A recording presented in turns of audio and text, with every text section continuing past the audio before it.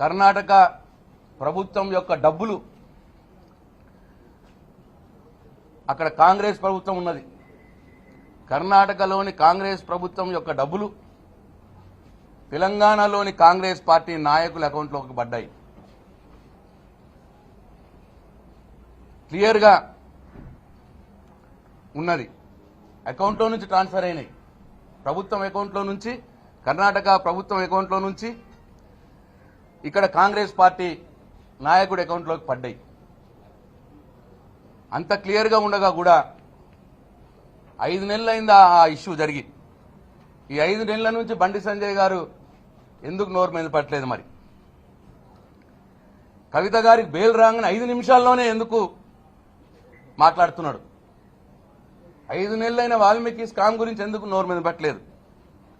ఎందుకు ఈడీలు, సిబిఐలు దర్యాప్తులు చేయాలని లేదు? దర్యాప్తులు చేస్తే ఎందుకు అక్కడున్న కాంగ్రెస్ పార్టీ పెద్దల్ని, కర్ణాటకలో ఉన్నటువంటి కాంగ్రెస్ పార్టీ ప్రభుత్వంలో ఉన్నటువంటి పెద్దల్ని, ఇక్కడ తెలంగాణలో ఉన్నటువంటి కాంగ్రెస్ పార్టీ నాయకుల్ని అరెస్ట్ చేయాలని ఎందుకు ఇప్పటిదాకా కోరలేదు బండి సంజయ్ గారు? 5 నెలలైంది ఆ స్కామ్ అయ్యి.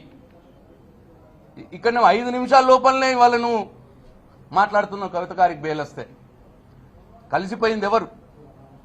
నువ్వు కాంగ్రెస్ పార్టీ ఇద్దరు కలిసిపోయినారు. నువ్వు బండి సంజయ్, నువ్వు రేవంత్ రెడ్డి గారు ఇద్దరు కలిసిపోయినారు. నువ్వే అన్నావు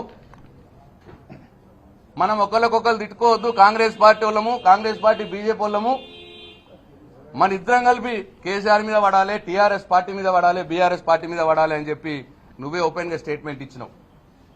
ఇవాళ మీ ఇద్దరు కలిసిపోయినారు.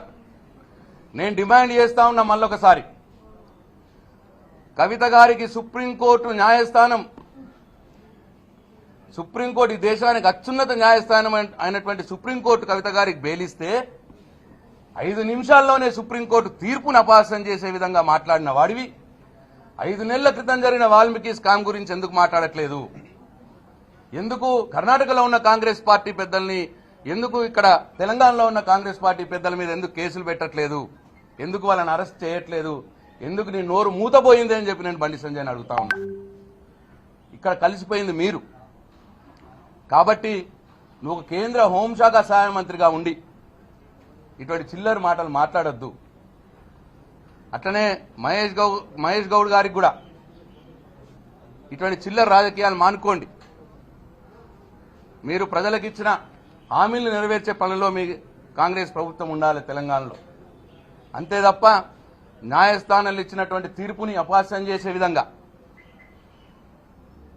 మాట్లాడడం మంచిది కాదు అని చెప్పి నేను మహేష్ కుమార్ గౌడ్ గారికి అట్లాగే బండి సంజయ్ గారికి ఇద్దరికి కూడా హెచ్చరిస్తా ఉన్నాను బీఆర్ఎస్ పార్టీ తరఫున.